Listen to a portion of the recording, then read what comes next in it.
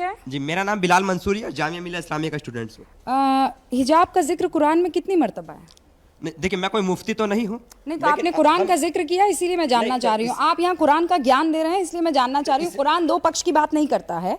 मुझे ये बताइए कौन से चैप्टर में कुरान में हिजाब को लेकर बात की गई है? हम कोई भी जो धार्मिक आदमी होता है वो धर्म अपने धार्मिक गुरुओं से सीखता है। आपने कुरान में कहाँ पढ़ा इसके बारे में? अगर आप मुझसे कहने लगे साइंस की बात करने लगे तो साइंस की नहीं, अभी आपने कहा कि मर्दों को आंखों का पर्दा है और महिलाओं को जो है हिजाब के लिए कहा गया। कहाँ कहा गया है?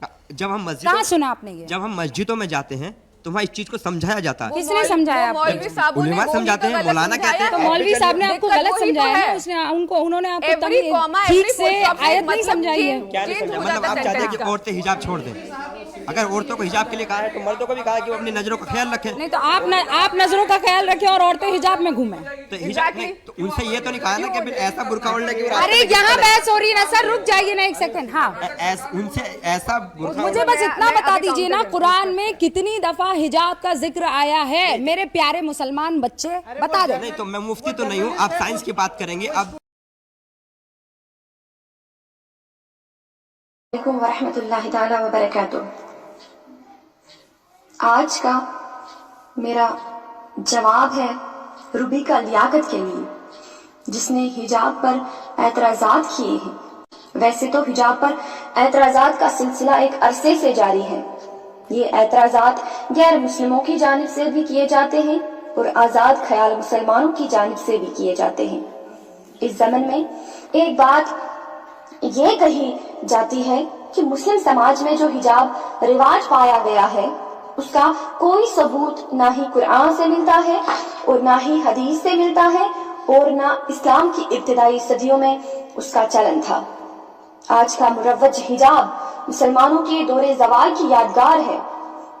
इस मजमून में इस बात का जायजा लेने की कोशिश की जाएगी कि कुरान मजीद में हिजाब के बारे में क्या अहकाम है और ये कि क्या ये अहकाम इख्तियारी है कि जो मुसलमान चाहे उस पर अमल कर ले और जो ना चाहे उस पर अमल ना कर ले, या ये तमाम मुसलमानों पर फर्ज किए गए हैं और इस्लाम का दावा करने वाले हर मुसलमान के लिए इस पर अमल करना जरूरी है।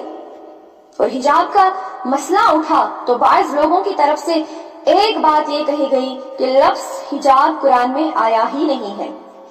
इसे खामखा एक कुरानी हुक्म की हैसियत से पेश किया जा रहा है।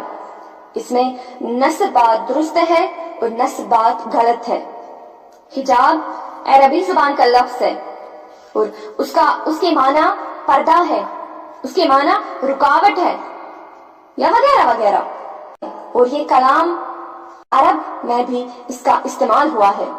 कुरान मजीद में ये लफ्ज़ 7 मरतबा आया है।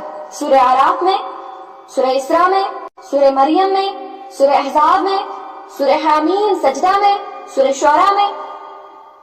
और सूरह अहज़ाब की इस आयत मुबारका में अल्लाह रब्बुल इज्जत इरशाद फरमाता है, कुरान मजीद मैं डिस्प्ले पे शो कर रही हूँ, इसका तर्जुमा मैं पढ़ लेती हूँ। और अगर उन नबी की बीवियों से तुम्हें कुछ मांगना हो, वइज़ा सअलतुमूहुन्ना मताअन फस्अलूहुन, अगर तुम्हें नबी की बीवियों से कुछ मांगना हो तो पर्दे के पीछे से मांगो, हिजाब से मांगो, पर्दे के पीछे से मांगो। और अब अगर इसी सूरह अहज़ाब की एक और आयत मुबारका पर नजर करें तो अल्लाह रब्बुल इज्जत ने वाजिया हुक्म फरमाया है, या अय्युहन नबिय्यु कुल अज़वाजिका व बनातिका व निसाइल मुमिनीन युदनीना अलैहिन्ना मिन जलाबिबिहिन ज़ालिका अदना अन युअरफना फला युज़ाइन। सूरह अहज़ाब की आयत मुबारका है। अल्लाह रब्बुल इज्जत इरशाद फरमाता है, ऐ नबी अपनी बीवियों, अपनी बेटियों और अहले ईमान की औरतों से कह दो कि अपने ऊपर अपनी चादरों के पल्लू लटका लिया करें। ये ज्यादा मुनासिब तरीका है ताकि वो पहचान ली जाए और सताई ना जाए। अब अगर इस आयत में जलाबीब का लफ्ज आया है, जलाबीब का लफ्ज आया है तो उसकी वाहिद जिल्बाब है। जिल्बाब उस बड़ी चादर को कहते हैं, खुले लिबास को कहते हैं, उस बुर्के को कहते हैं जिससे हमारा पूरा जिस्म छुप जाए। हुक्म दिया गया है कि औरतें घरों से बाहर निकले انہیں جب کام ہو, جب گھر سے باہر نکلے تو جلباب ڈالا کرے, یعنی کھلی چادر ڈالا کرے اور اپنا پورا جسم ڈھانپ لیا کرے. اسی طرح انہیں پہچان لیا جائے گا کہ یہ عام عورتیں نہیں ہیں, یہ مسلمان عورتیں ہیں. اور ایک حدیث مبارکہ میں یہاں پہ کوٹ کرنا چاہوں گی جہاں پہ آپ بخوبی اس بات کو سمجھ سکیں گے کہ اسلام میں پردہ کتنا ضروری ہے. حضرت ام سلمہ رضی اللہ تعالی عنہا فرماتی ہے کہ میں رسول اکرم صلی اللہ علیہ وسلم کے پاس تھی اور آپ صلی اللہ علیہ وسلم کے پاس حضرت میمونہ رضی اللہ تعالی عنہا بھی تھی.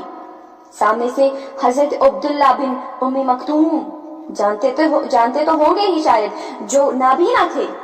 تو ہاں ام مکتوم وہاں سے تشریف لائے. حضرت عبداللہ بن ام مکتوم جب تشریف لائے, اور یہ واقعہ پردے کا حکم دیے جانے سے بعد کا ہے, اس بات کو بھی یاد رکھ لیجئے گا. اور حضور اکرم صلی اللہ علیہ وسلم نے فرمایا کہ ان سے تم دونوں پردہ کرو.